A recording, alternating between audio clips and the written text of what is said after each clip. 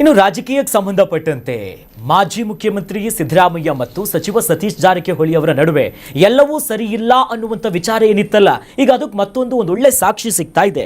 ನಿನ್ನೆ ನಡೆದಂಥ ಕೆಪಿಸಿಸಿಯ ಕಾರ್ಯಕ್ರಮದಲ್ಲಿ ಇಬ್ಬರು ಪರಸ್ಪರ ಎದುರಾದರೂ ಕೂಡ ಮಾತಿಲ್ಲ, ಕತೆ ಇಲ್ಲ.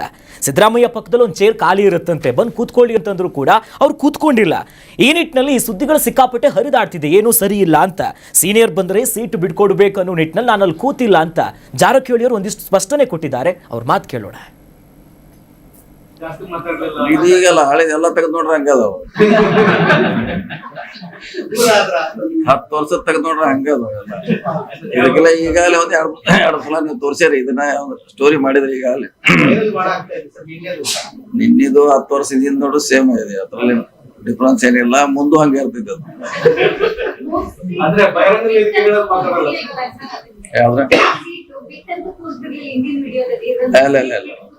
ಅಲ್ಲಿ ಯಾರು ಸೀನಿಯರ್ ಬಂದ್ರೆ ಅವಾಗ ಎದ್ದು ಎಲ್ಲಿ ಹೋಗೋದ್ ಮೊದ್ಲು ದೂರ ಕೂತಿದ್ವಿ ನಾವು.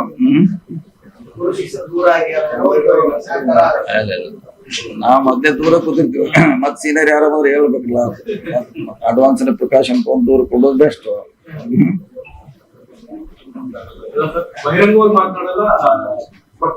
ಎಲ್ಲ ಮಾತಾಡೋದು ಕಡಿಮೆ, ಮೊದ್ಲರ 10 ವರ್ಷದಿಂದ ಹಂಗೆ ಇದೆ, ಇವು ಹಂಗ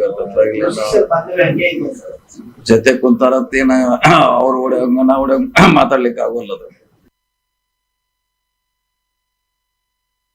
ಈ ಹಿಂದೆ ಗುರು ಶಿಷ್ಯರು ಅಂತ ಕಾಂಗ್ರೆಸ್ ವಲಯದಲ್ಲಿ ಬಹಳ ದೊಡ್ಡ ಮಟ್ಟಕ್ಕೆ ಕಾಣಿಸ್ಕೊಳ್ತಾ ಇದ್ರು. ನಂತರದಿಂದಲೇ ಸಿದ್ದರಾಮಯ್ಯನವರು ರಾಜೀನಾಮೆ ಸಂದರ್ಭದಲ್ಲಿ ಕಾಣಿಸಿಲ್ಲ, ಅವ್ರ ವಿರುದ್ಧ ಸಹಿ ಸಂಗ್ರಹ ಮಾಡಿದ್ರು ಅನ್ನೋ ಒಂದು ಆರೋಪ ಬಂತು. ಈಗ ಎದುರು ಸಿಕ್ಕಿದ್ರು ಮಾತಿಲ್ಲ, ಕತೆಯಿಲ್ಲ, ಎಲ್ಲವೂ ಸರಿ ಇಲ್ವಾ ಏನು ಗೊತ್ತಾಗ್ತಾನೆ ಇಲ್ಲ. DK ಶಿವಕುಮಾರ್ ಅವರು ಮುಖ್ಯಮಂತ್ರಿ ಆದಾಗ ಮತ್ತು ಆಗುವ ಮೊದಲಿನ ಒಂದು 2 ತಿಂಗಳ ಮೊದಲಿನ ಬೆಳವಣಿಗೆಗಳೇನು, 2-3 ತಿಂಗಳಿನ ಬೆಳವಣಿಗೆಗಳೇನಿದ್ದಾವೆ ಕಾಂಗ್ರೆಸ್ಸಲ್ಲಿ ತುಂಬ ಸಂಚಲನ ಇದು. ಯಾಕಂತಂದರೆ ಒಂದು ಜಮೀರ್ ಅಹಮದ್, ಇನ್ನೊಂದು ಸತೀಶ್ ಜಾರಕಿಹೊಳಿ, ಈಗ ಸದ್ಯಕ್ಕೆ ಬದಿಯಲ್ಲಿರುವಂಥ ಲಕ್ಷ್ಮೀ ಹೆಬ್ಬಾಳ್ಕರ್ ಕೆಲವೊಂದಷ್ಟು ಬೆಳವಣಿಗೆಗೆ ಕಾರಣ ಆದವಂಥವ್ರು.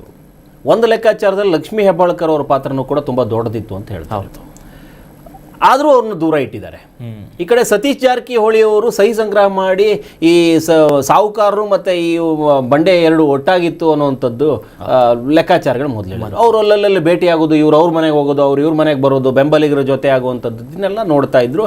ಎಲ್ಲೋ ಒಂದು ಕಡೆ ಒಂದು ಬೇರೆ ಗಾಳಿ ಬೀಸ್ತಾ ಇದೆ, ಹೊಸ CMಗೆ ಅವಕಾಶ ಆಗೋದಕ್ಕೋಸ್ಕರ ಇವರೆಲ್ಲ ಹೋರಾಡ್ತಾ ಇದ್ದಾರೆ ಅನ್ನುವಂಥದ್ದು ಗೊತ್ತಾಯ್ತು. ಅದು ಜಮೀರ್ ಅಹಮದ್ ಇವರು ಪರವಾಗಿದ್ರು ಅಥವಾ ವಿರುದ್ಧವಾಗಿದ್ರೋ ಗೊತ್ತಿಲ್ಲ, ಆದರೆ ಜಮೀರ್ ಒಂದು ಮಾತಂತೂ ಹೇಳಿದ್ರು ಅಂತ ಏನು ಮೇಲ್ನೋಟಕ್ಕೆ ಬರ್ತಾ ಇದೆ.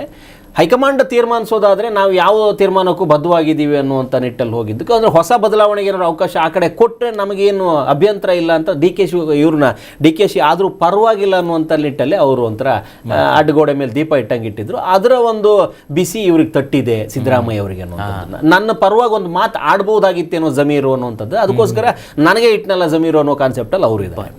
ಈ ಕಡೆ ಸತೀಶ್ ಜಾರಕಿಹೊಳಿ ಆ ಕಾಲದಿಂದನೂ JDS ಬಿಟ್ಟು ಬರಬೇಕಾದ್ರೂ ಜೊತೆಗಿದ್ದಂಥವ್ರು, ಮತ್ತು ಇವರು ಕೆಲ ಆಪರೇಷನ್ಗಳಿಗೆ ಹಣ ಸಹಾಯ, ಸಾತು, ಇನ್ನೊಂದು ಮತ್ತೊಂದು, ಆಮೇಲೆ ಜೊತೆಗೆ ನಿಂತ್ಕೊಂಡು ತುಂಬ ದೊಡ್ಡ ಶಕ್ತಿಯಾಗಿ ನಿಂತವರು ಸತೀಶ್ ಜಾರಕಿಹೊಳಿ ಅವರು ಒಬ್ಬರು. ಸಿದ್ದರಾಮಯ್ಯ ಅವ್ರನ್ನ ಬಿಟ್ಟಿದ್ರ ಅದು ಅವರೇ ಹೇಳಬೇಕಾಗಿದೆ.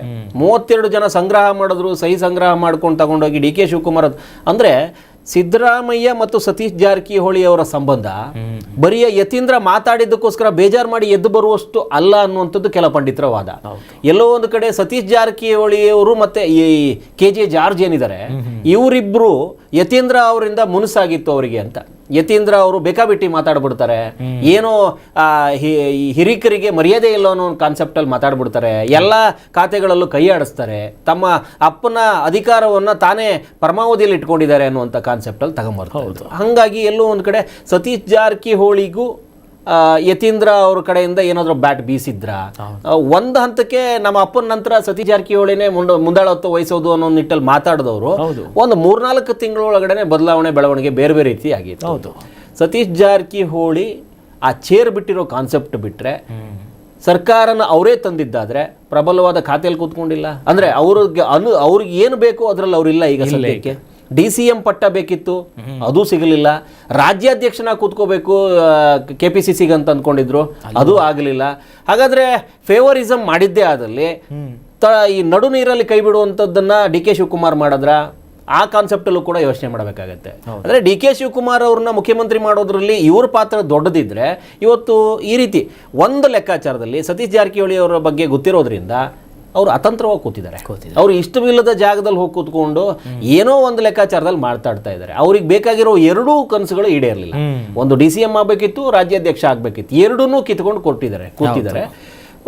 ಯೋಚನೆ ಮಾಡುವಂಥ ವಿಚಾರ ಎಲ್ಲೋ ಒಂದು ಕಡೆ ಬೇರೆ ಬೆಳವಣಿಗೆ ಆಗಿರಬಹುದು. ಆ ಬೆಳವಣಿಗೆ ಏನು ಅನ್ನೋದನ್ನ ಸತೀಶ್ ಜಾರಕಿಹೊಳಿನೇ ಹೇಳ್ಬೇಕು, ಮತ್ತೆ ಯಾರಿಗೂ ಹೇಳಕ್ ಸಾಧ್ಯ ಇಲ್ಲ. ಕರ್ನಾಟಕ ನ್ಯೂಸ್ ಬೀಟ್ ಫಾಲೋ ಮಾಡಿ, ಸಬ್ಸ್ಕ್ರೈಬ್ ಮಾಡಿ.